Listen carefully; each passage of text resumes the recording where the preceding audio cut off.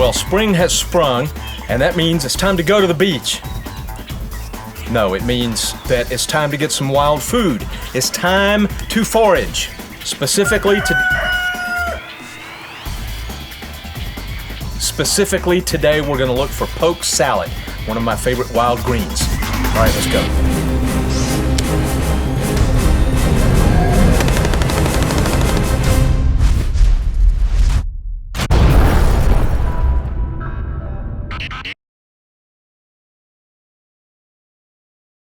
Look at all this stuff.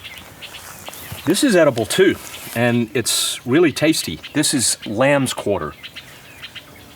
This stuff is pretty good. You can pick off this tip like this, and you can eat this raw as a salad, or you can cook it up like spinach. But this stuff is good. I'm not gonna eat this without washing it because I've seen my dogs come over here and mark it, so I don't wanna eat that. But it really is very tasty, sweet. It's a little unpleasant for some people in the same way that spinach is, in that spinach can give you kind of this like mealy, sticky feeling on your teeth, and this will do the same thing, but it's perfectly edible. All right, let's look at the poke sallet here. Poke sallet likes to be in kind of partial shade and well-drained, fertile soil. So that's what we have here in this landscaped area. So look right down here. This is poke sallet. I could pick this, but I'm gonna leave it to grow a little bigger, and I wanna point out that wherever this stuff grows, that's also where poison ivy grows. So this is okay. This is Virginia creeper. This, with the 3 leaves, that's poison ivy. I've already collected a bunch of poke sallet, so I'm not gonna be picking it while I'm showing it to you, but I am gonna show you where it grows. So come along. Check this out. Plantain. So we've got several varieties of plantain. This is the one that's got a long, oblong leaf. And there's another variety that grows around here that's got a much wider, rounder leaf. This stuff is edible. It's not very tasty. It's more medicinal. It makes an excellent salve. So if you're ever stung with nettles, you can get some plantain leaves and mash them up and rub it on the spot where you got the rash from the nettles, and it's like magic. It wipes it right away. Jewelweed is another example of that will wipe off the pain of a nettle. And the thing is, it grows in the same kind of area that nettles do. So jewelweed and plantain and nettles all like the same kind of environment. So if you ever get stung with nettles, just look around, you'll probably find the cure right there. This spot right here is gonna be a good spot to find poke sallet because it needs fertile soil and part shade. So this is the north side of the barn, and so it gets some shade, and it's very fertile soil because it used to be a pasture. Yeah, I've already been here to pick it, but you can see this is where I got some. This is a plant. This will recover and we'll make a new batch of poke sallet. When the plant is young, it's gonna have a nice bright green vein in the middle, okay? And then as it gets older, it turns red. And then it's not as good. Oh, this is dock. This is medicinal, and the root is what you use most of. But it is edible. It's kind of sour. It's pretty good. There's a poke sallet plant. So this is the large stem that's already been picked, and then here's some new growth at the bottom.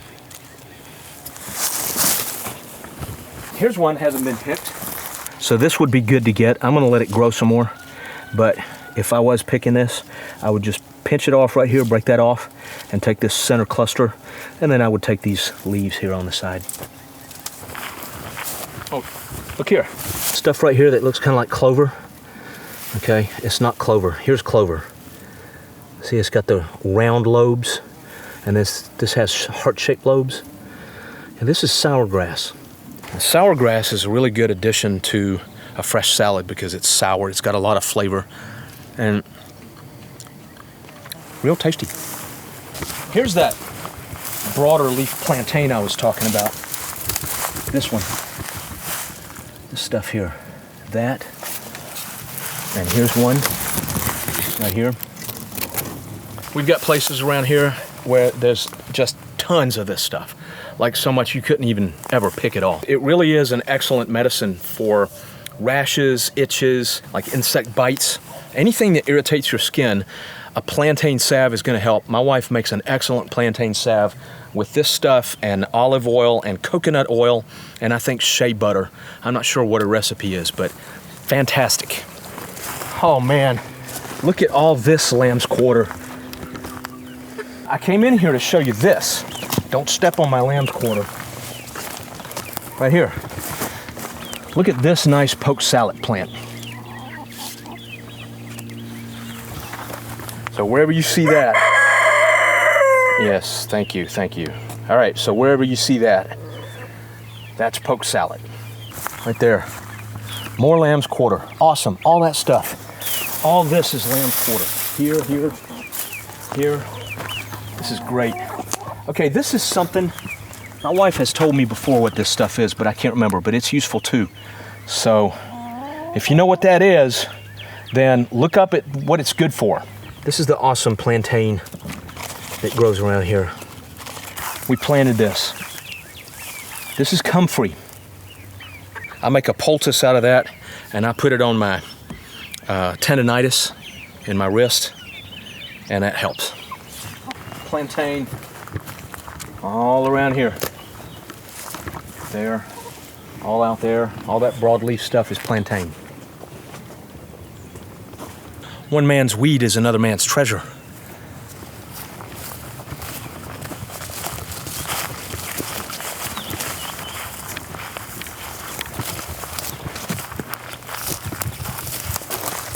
Here's a nice one. That's a good one. Thistle. Not that I like thistle here, but you can't eat this stuff. What you do is you get all these stems and you peel it, so you just have the tender inner core. Anything calls for cauliflower, you can put that in there, and you buy this stuff canned in Europe called chardon. It's really good. And we have tons of it around here. Like, we're infested with it. And then there's the old standby dandelion. Okay, check this out. Here's dandelion. And there's a lot of varieties. But this stuff is good in salads, and the blossoms are good, sauteed in butter with little onion, garlic, salt. It's good. It is diuretic though. You get the idea, right? This is, right here, this is more like a suburban setting.